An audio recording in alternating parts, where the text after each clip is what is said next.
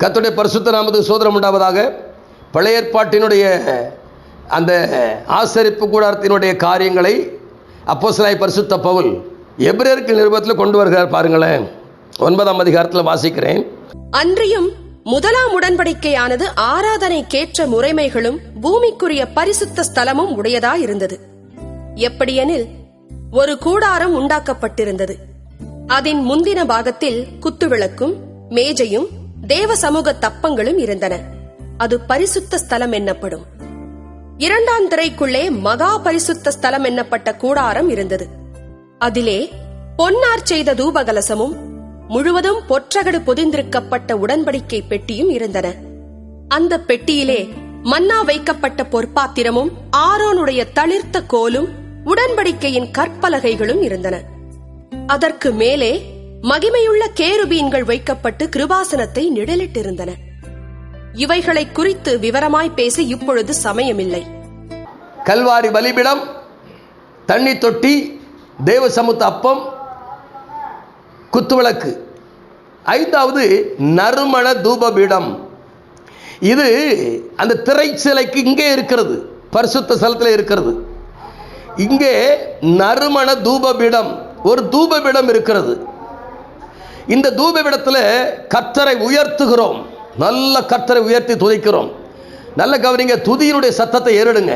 நல்ல கர்த்தரை உயர்த்தி, யெகோவா ஈரே உம்மை துதிக்கிறேன், நீர் பரிசுத்தர் பரிசுத்தர் பரிசுத்தர் பரிசுத்தர் என்று சொல்லி அந்த நறுமண தூபபீடத்திற்கு முன்பதாக எப்படி சுகந்த வாசனைகள் எழும்பத்தக்கதாக நறுமண தூபபீடம் அல்லவா, அந்த தூபபீடத்தில் இருந்து துதியின் சத்தமும் பாடலின் சத்தமும் ஆராதனை சத்தமும் எழும்பும் பொழுது அந்த நறுமண தூப பீடமானது அப்படியே சோத்திரம் கர்த்தருடைய நாமத்தை சொல்லி உயர்த்த உயர்த்த உயர்த்த உயர்த்த தேவ பிரசன்னம் அப்படியே இறங்கி வரும்.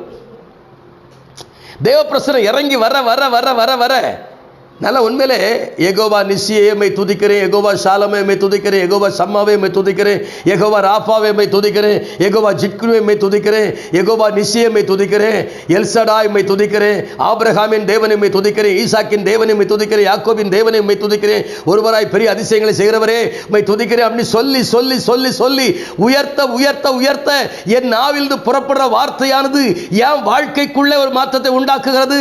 அது மட்டுமல்ல, நான் சொல்லுகிற எல்லா காரியமும் அது நறுமணமாய் மாறுகிறது என்பதை தூபபீடத்துக்கு முன்பாக நின்று கர்த்தரை ஆராதிக்கிறேங்க. நல்லா துதிக்கிறேன், நல்லா ஆராதிக்கிறேன், நல்ல கர்த்தரை மகிமைப்படுத்துறேன், அவருடைய நாமத்தை உயர்த்துகிறேன். ஆண்டு சொன்ன என் நாமத்தை பிரஸ்தாபப்படுத்துகிற எந்த ஸ்தானத்தில் நான் வந்து உங்களை ஆசீர்வதிப்பேன் என்று சொன்னாரே, உயர்த்துங்க. அங்கேதான் தேவ நாமம் மகிமைப்படும்படியாக நீங்க ஜெபிக்கிற ஜெபம், உங்க வேத வாசிப்பு எல்லாமே எப்படி மாறுகிறது என்றால் வாழ்க்கை தலைகளாக மாறுங்க. ஆனபின்னாலே தேவ நாமத்தை உயர்த்துவோமாக, அவருடைய நாமத்தை புகழ்ந்து பாடுவோமாக, ஆராதிப்போமாக.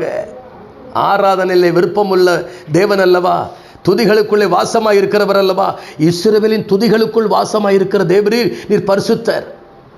ஆக நல்ல கர்த்தரை துதியுங்க, நல்ல கர்த்தரை ஸ்தோத்திரம் பண்ணுங்க, நல்ல கர்த்தரை மகிமைப்படுத்துங்க. மகிமைப்படுத்த அந்த மகிமை உங்க மேல அப்படியே வந்து இறங்கும். நீங்க சாதாரணமானவள் அல்ல. உங்களை கொண்டு கர்த்தர் அசாதாரணமான காரியங்களை செய்வதற்காகத்தான் உங்களை கர்த்தர் பிரித்து எடுத்திருக்கிறார். அப்போ நறுமண தூப பீடத்துக்கு முன்பதாக வந்து நல்ல கர்த்தரை உயர்த்தணுங்க, அவர் நாமத்தை மகிமைப்படுத்தணும். சரிங்களா? நான் ஜெபிப்போமா? மகா பரிசுத்தமும் கிருபையும் இரக்கமும் நிறைந்த அன்பு பிதாவே, ஆசீர்வதிக்கப்பட்ட நல்ல அருமையான காலை வேளையில இன்றைக்கு நறுமண தூப பீடத்துக்கு முன்பாக நின்று கர்த்தரை உயர்த்தி பாடி ஆராதித்து ஸ்தோத்தரித்து துதித்து மகிமைப்படுத்தி கனப்படுத்துகிற ஆண்டவரே, மகிமையினாலும் கனத்தினாலும் முடிசூட்டருடைய கருத்தில் ஒப்புக்கொள் ஜெபிக்கிறேன். ஆசீர்வதிங்க. இயேசுவின் நாமத்தில் ஜெபிக்க நல்ல பிதாவே. ஆமேன் ஆமேன். God bless you.